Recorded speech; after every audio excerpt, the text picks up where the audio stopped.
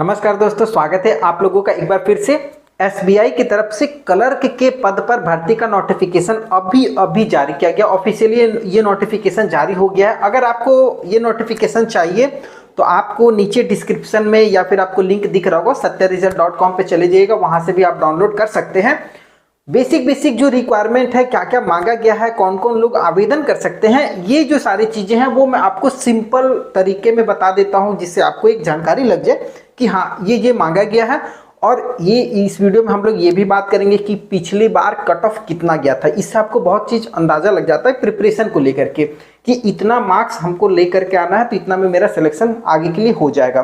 क्या सिलेक्शन का प्रोसेस है वो भी बहुत महत्वपूर्ण है, तो ध्यान से ये वीडियो देखिएगा। तो सबसे पहले भर्ती कहाँ से निकली हुई है? एसबीआई। और आपको पता है कि एसबीआई भाई गवर्नमेंट बैंक है, सरकारी बैंक है, तो जिसमें अगर आपकी भर्ती भी होगी तो वो गवर्नमेंट पद पे होगी। तो आपको जो सीट मिलेगी वो क्लर्क का पद है और लगभग 8,700 कुछ पद पर निकली हुई है। अब इतना बड़ा पद पे भर्ती है तो इसको सीरियसली लेना बहुत जरूरी हो जाता है, ठीक है। तो इसको सीरियसली लीजिएगा क्योंकि इतनी बड़ी भर्तियां और साल के लास्ट में वो भी एसबीआई की तरफ से। और एसबीआई का जो भर्ती प्रोसेस है वो आपको पता है कि सिंपल और सबसे क्लियर, जो इन्होंने बोल दिया सो बोल दिया। जिस डेट में एग्जाम होगा उसी डेट में एग्जाम होगा, जिस डेट से फॉर्म भरा जाएगा उसी डेट से भरा जाएगा। आप पिछला उदाहरण दे सकते हैं, एसबीआई अप्रेंटिस का भी फॉर्म खत्म हुआ था, उसका भी आने वाला एग्जाम चल रहा। और एसबीआई का बहुत सारा भी 2-3 भर्ती खत्म हुआ है, अभी चल भी रहा है। लेकिन ये जो महत्वपूर्ण भर्ती है जिसका क्रेज होता है लड़कों में, ये बहुत महत्वपूर्ण है। तो जो सीट है वो क्लर्क के पद पर है, ठीक है, जिसको हम लोग जूनियर एसोसिएट भी आप इसमें जोड़ सकते हैं। जूनियर एसोसिएट का भी पद है। तो ये सब सारी चीजें देख लीजिएगा थोड़ा सा नोटिफिकेशन में। टोटल 8,773 सीट है, ऑल इंडिया बेसिस पे है। लड़के और लड़कियां कोई भी आवेदन कर सकते हैं, चाहे वो विकलांग हो, कोई भी हो, हर कैटेगरी के लोग आवेदन कर सकते हैं। अब इस पूरे वीडियो में हम लोग थोड़ा सा ये भी देखेंगे कि किस राज्य में कितना सीट है, क्योंकि एसबीआई की जो भर्ती निकलती है वो ऑल इंडिया बेसिस पे होती है, तो इसमें राज्य वाइज भी सीट इंपॉर्टेंट हो जाता है। फॉर्म जो है वो 17 नवंबर से यानी कल से चालू होगा और आज है 16 नवंबर, ठीक है। तो आज ये नोटिफिकेशन जारी हुआ, कल से आप इस फॉर्म को satyaresult.com पे जाकर के भर सकते हैं। फॉर्म लास्ट है 7 दिसंबर तक आपको फॉर्म भर लेना है। जो प्री एग्जाम होगा वो बता दिया है भाई, जनवरी में आपका प्री एग्जाम हो जाएगा। मतलब आपके पास समय देखिए, नवंबर चल रहा है, 7 दिसंबर तक फॉर्म भरिएगा, दिसंबर 1 महीने का समय, अगले महीने आपका एग्जाम हो जाएगा। तो बहुत फास्ट है, तैयारी ऐसी चालू कर दीजिए। एज की बात करेंगे तो 20 से 28 साल, ये बेसिकली जनरल कैंडिडेट है। अगर आपकी एज 20 साल से 28 साल के बीच में है तो आप इस फॉर्म को भर सकते हैं।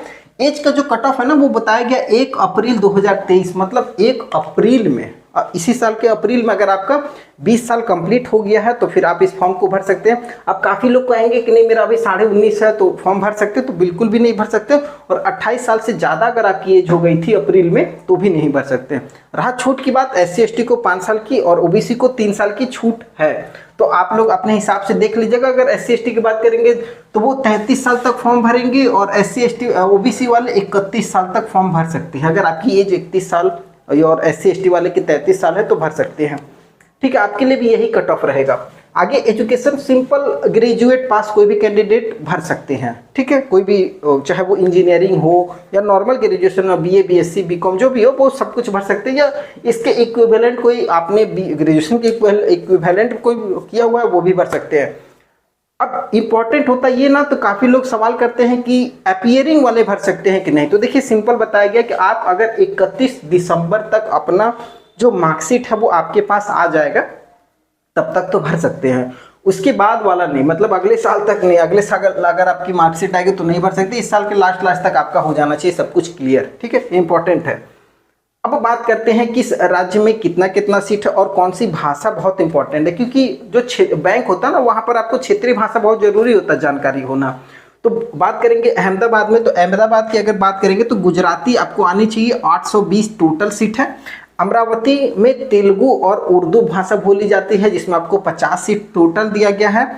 बंगलौर की बात करेंगे जहां पर आपको कन्नड़ आना चाहिए, 450 टोटल सीट है। भोपाल की बात करेंगे जिसमें आपको हिंदी आना चाहिए, जिसमें 288 सीट है। तो ये रीजन वाइज है, लेकिन भोपाल जो रीजन है ना इसमें आपको छत्तीसगढ़ भी आता है, तो छत्तीसगढ़ वाले ध्यान दीजिएगा, छत्तीसगढ़ में 212 सीट है, ठीक है। तो ये थोड़ा सा इंपॉर्टेंट है, ये भोपाल रीजन में आता है। भुवनेश्वर की बात करेंगे तो उड़िया आपको आनी चाहिए, टोटल 72 सीट है भुवनेश्वर में। चंडीगढ़ या नई दिल्ली की बात करेंगे तो आपको हिंदी और पंजाबी, अब ये चंडीगढ़ बेसिकली पंजाब वालों के लिए है, पंजाबी आनी चाहिए, तो 267 सीट है, हिंदी और पंजाबी दोनों चलेगा, ठीक है। आगे बात करते हैं चंडीगढ़ रीजन में आपका जम्मू कश्मीर जिसमें 88 सीट है, हिमाचल प्रदेश जिसमें 180 सीट है, और पंजाब की बात करेंगे तो 180 सीट है। तो ये थोड़ा सा आप लोग देख लीजिएगा, हरियाणा वाले खास करके थोड़ा सा समझिएगा।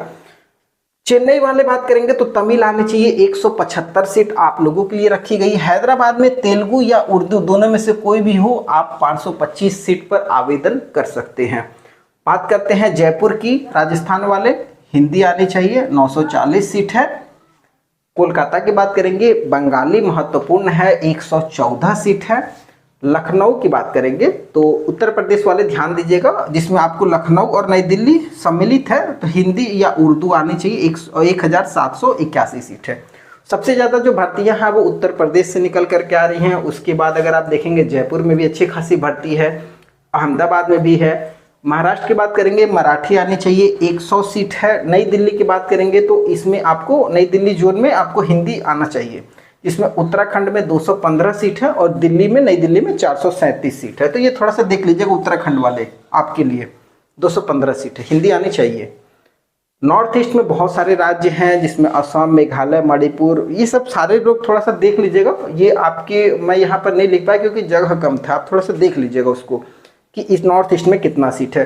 रहा बात पटना जोन की, जिसमें बिहार और झारखंड दोनों राज्य आ जाते हैं, तो बिहार वालों के लिए टोटल 415 सीट है, जबकि झारखंड वालों के लिए 165 सीट पर भर्ती निकाली गई है। ये इंपॉर्टेंट है, और आप लोगों को हिंदी आना जरूरी है, ठीक है। तो ये थोड़ा सा देख लीजिएगा, बिहार झारखंड खास करके। तिरुवनंतपुरम की बात करेंगे, जिसमें मलयालम आना बहुत महत्वपूर्ण है, जिसमें आपको टोटल 50 सीट रखी गई है। तो ये बेसिक आप स्टेट वाइज हो गया। फॉर्म भरते समय ये बहुत महत्वपूर्ण है, जिस राज्य से आप फॉर्म भर रहे हैं वहाँ का लोकल लैंग्वेज आना चाहिए, और उस लोकल लैंग्वेज के साथ साथ आपको उस राज्य में कितनी सीट है, कितने पे फाइटिंग होगी, पिछला कट ऑफ कितना गया था, ये भी इंपॉर्टेंट है। पिछला कट ऑफ से आपको एक आइडिया लग जाएगा कि अगर इतना सीट है तो इतना पे फाइट करना है, ये बहुत महत्वपूर्ण है, ध्यान दीजिएगा, ठीक है। आगे बात करते हैं सिलेक्शन। तो सिंपल बोला जाता है कि भाई पहले प्री लेंगे फिर मेन लेंगे। तो प्री वाला जो होता है उसमें बोला गया है कि आपको टोटल 90 नंबर का पेपर होगा और 90 क्वेश्चन रहेगा, मतलब जितना क्वेश्चन उतना नंबर, और 1 घंटे का समय, मतलब 60 मिनट में 90 सवाल आपको कंप्लीट कर लेना है। नेगेटिव मार्किंग भी रहेगा 0.25 का, मतलब 1/4 नेगेटिव मार्किंग है। हर एक गलत पे आप थोड़ा सा समझ जाइएगा। जनरल इंग्लिश की बात करेंगे, इंग्लिश लैंग्वेज में 30 सवाल रहेगा, मैथ से क्वांटिटेटिव एप्टीट्यूड 30 सवाल, और रीजनिंग से 30 सवाल। ये प्री का सिलेबस है, तो 30 सवाल तीनों से है, तो तीनों को बराबर लेकर के चल रहा है। अगर इसको पास कीजिएगा तभी आप मेन में बैठिएगा, मेन ही मेन होता है, ठीक है भाई, नाम ही मेन है तो मेन हो गया। इसमें मेन में जो रहेगा वो जनरल से सवाल रहेगा, प्लस फाइनेंशियल सवाल रहेगा, फाइनेंशियल एनालिसिस वगैरह जो होता है उससे सवाल रहेगा 50 नंबर का, 50 सवाल 50 नंबर का। जनरल इंग्लिश से बात करेंगे 40 नंबर का सवाल रहेगा, 40 सवाल रहेगा।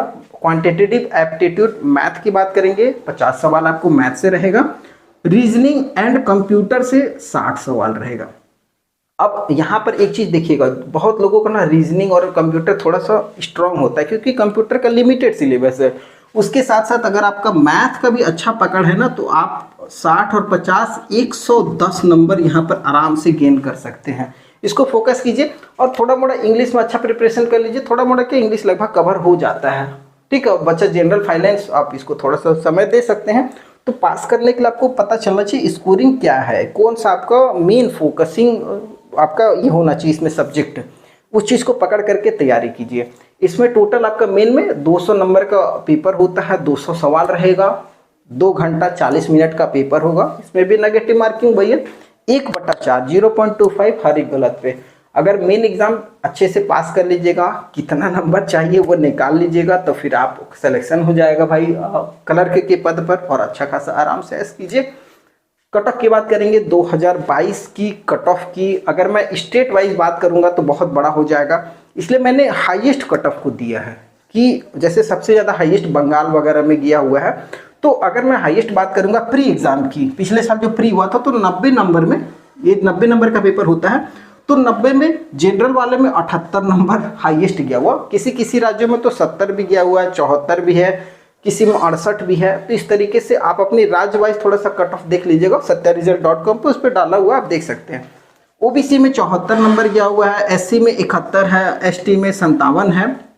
तो ये आप थोड़ा सा अपने हिसाब से देख लीजिएगा किस राज्य में कितना कितना कट ऑफ है। मेंस की बात करेंगे तो मेंस लगभग 200 नंबर का पेपर है, थोड़ा सा टफ पड़ता है सब्जेक्ट, मतलब है थोड़ा सा। तो अगर मैं मेंस की बात करूंगा तो हाईएस्ट जो है वो कट ऑफ 80 गया हुआ है, मतलब मैं सबसे हाईएस्ट कट ऑफ को सम्मिलित किया हुआ। वैसे बहुत सारे राज्यों में तो आपका कट ऑफ 74 है, 73 है, 77 है, वो गया हुआ। उसके बाद अगर मैं ओबीसी की बात करूंगा तो 75 गया हुआ है, एससी में 68 है और एसटी में 56। ये पिछले बार का लगभग 2022-23 का भी बहुत सारा कट ऑफ आना बाकी, बहुत सारे राज्यों का, जिस राज्यों का आया हुआ वो आप देख सकते हैं, ठीक है। और ये बेसिक जानकारी हो गया। इसके अलावा कोई जानकारी चाहिए तो आप हमारे टेलीग्राम चैनल से जुड़िए, वहाँ पर आप डायरेक्टली कमेंट कीजिए, पूछिए, और वीडियो पसंद आओ तो चैनल को सब्सक्राइब कर लीजिएगा। फिर नए वीडियो मिलेंगे, तब तक के लिए जय हिंद।